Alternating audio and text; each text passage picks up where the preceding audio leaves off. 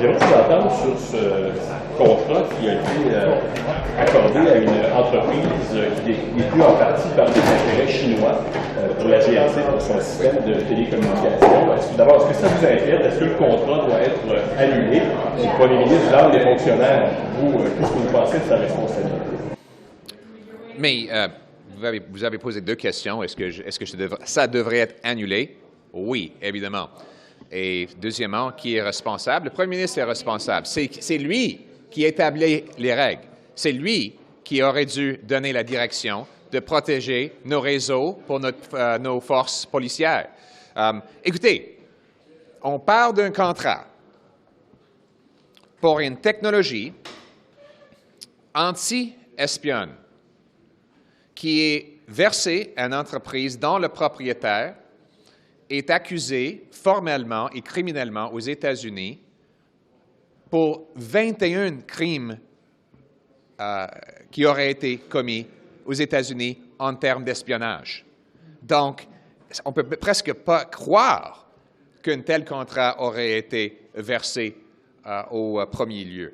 Donc, c'est le premier ministre qui est obligé de mettre en place des règles pour protéger nos réseaux contre l'espionnage, surtout pour nos forces policières.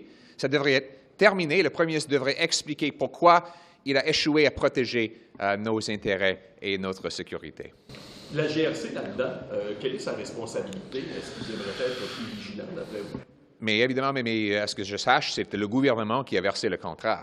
Et le gouvernement est mené par Justin Trudeau. Donc, il ne peut pas juste s'éloigner de la décision qui est faite par son gouvernement. C'est lui qui doit finalement gérer le gouvernement pour protéger notre sécurité contre ces genres de menaces potentielles. Mr. Poilievre, in English, please, should that contract be cancelled? Who's responsible for this? Yes, it should be canceled, and Justin Trudeau is responsible. He's the head of government, and this is a government contract. Let's put this into perspective. This is a contract for anti-eavesdropping technology to be used by our police force that was awarded to a company whose owner is charged with 21 potential espionage crimes in the United States of America. I mean, it's almost something that you'd expect to be out of a spy novel, but characters in spy novels would never be that incompetent. So the Prime Minister has to take the responsibility for his own government, rather than trying to blame everyone else all the time, and explain why he put in place a system that allowed this contract to go ahead. Sur les armes à feu, est-ce que vous ne pensez pas que le comité parlementaire devrait entendre des experts pour les deux amendements qui ont été déposés par les libéraux? Ça ne permettrait pas de clarifier peut-être la définition d'une arme d'assaut? On devrait écouter les vrais experts, mais les experts disent ce que les conservateurs ont dit depuis longtemps, que cibler les chasseurs et les tireurs sportifs et les Autochtones et fermiers ne fait rien pour combattre la criminalité.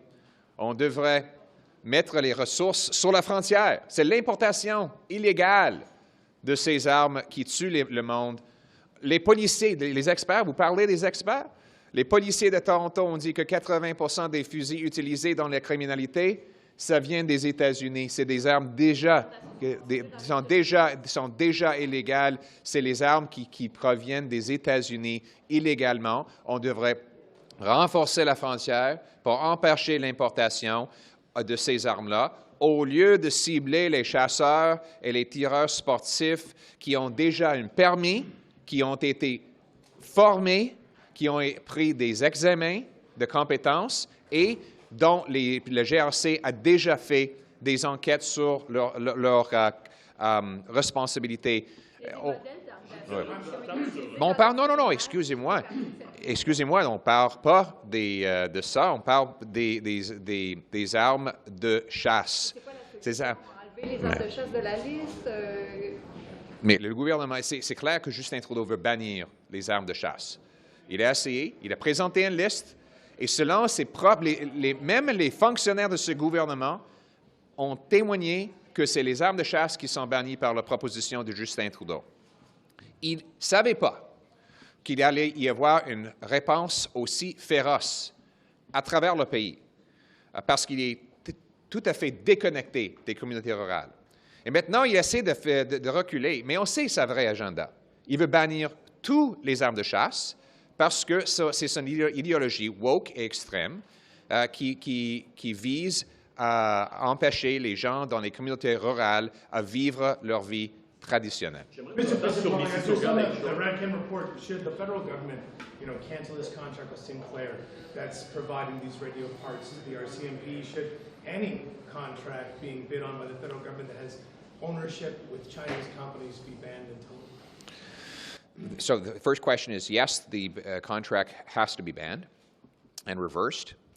And it is astonishing to me that Justin Trudeau's contracting system would have allowed a company whose parent owner in the United States is charged with 21 different espionage offenses to install technology on our police force's system in order to block espionage. And Justin Trudeau has to take personal responsibility rather than just blaming everyone else.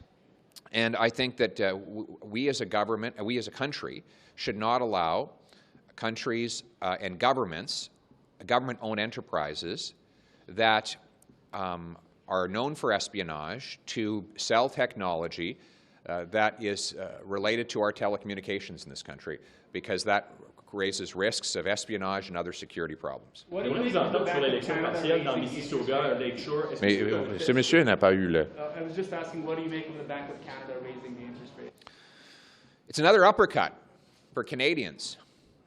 You take the average house, the average mortgage, they're paying $7,000 more in mortgage payments throughout a year compared to what they would have paid before these rate hikes began. The vast majority of families cannot afford $7,000 a year, and it's all because of the inflationary deficits and spending of Justin Trudeau. Even the Bank of Canada governor has said that if deficits were smaller, inflation and interest rates would be lower.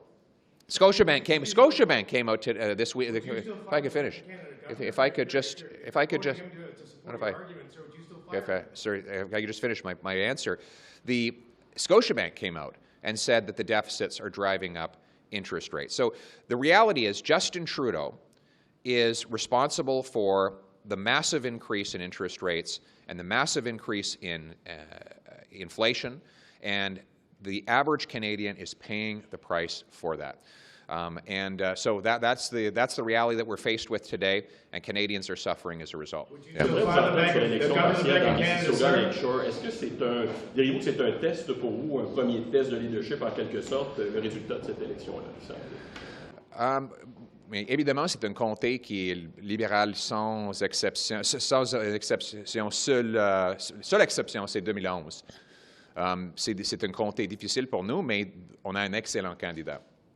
Ron Chinzner, c'est un policier qui travaille fort, un homme de famille, qui représente la classe moyenne et qui a des vrais plans pour combattre l'inflation et la criminalité. Et celles sont les priorités des gens là-bas. On va continuer de travailler et on va espérer un bon résultat. OK, thank you very much. Thank you.